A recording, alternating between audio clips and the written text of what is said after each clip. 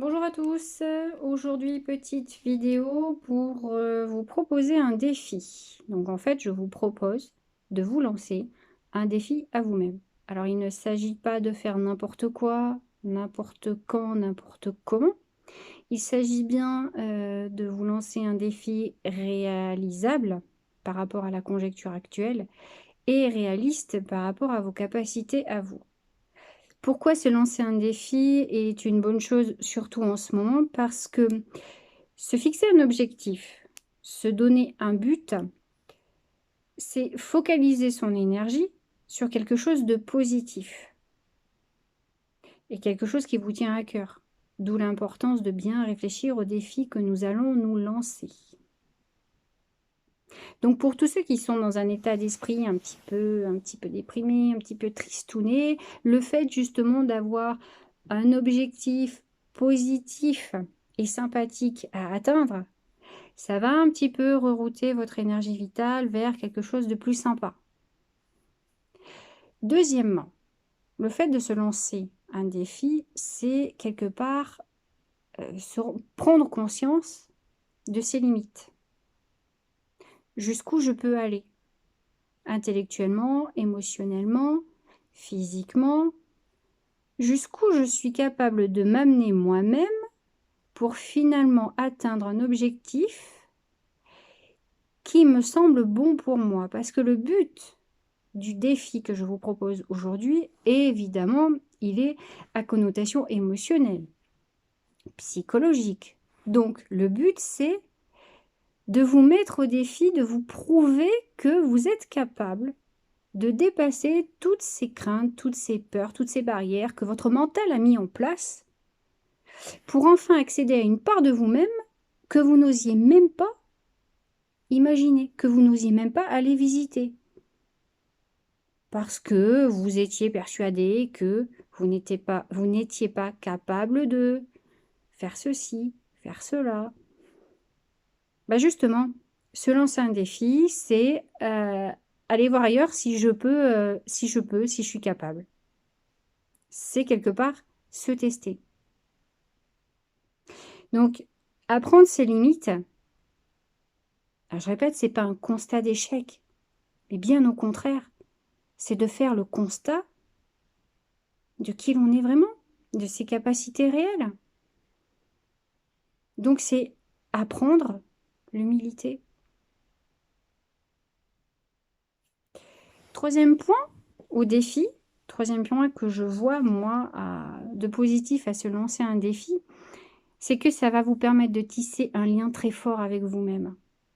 C'est véritablement, est-ce que je vais aller jusqu'au bout, me donner les moyens d'aller atteindre ce but que je me suis fixé, ou est-ce que je vais me laisser tomber finalement? Quelle considération je me donne à moi-même? Quelle part d'amour je me donne à moi-même? Et à l'heure actuelle où nous traversons quand même quelque chose de très difficile, la part d'amour de soi, ce qu'on est capable de se donner comme amour à soi-même, est assez révélateur de la part d'amour que l'on est capable de donner aux autres. D'où l'importance, encore une fois, de bien choisir votre défi. Et puis le quatrième point, c'est tout simplement parce que on va sécréter les hormones du plaisir, les hormones du bonheur. Ça, je vous en parle souvent au cabinet. Mettre la notion de plaisir dans tout ce que l'on fait, c'est relativement important. Alors, se lancer un défi, c'est pas choisir de faire n'importe quoi. Pour ma part, ma sortie de zone de confort, vous êtes en train de la regarder. J'ai toujours passé ma vie à être discrète, à devoir être discrète, à travailler des fois dans l'ombre. Et là, je m'expose. Donc ça, c'est par exemple une sortie de zone de confort réelle. Et peu importe le résultat. Le but, ce n'est pas d'avoir un maximum de vie ou de petits pouces en l'air, ça m'est égal.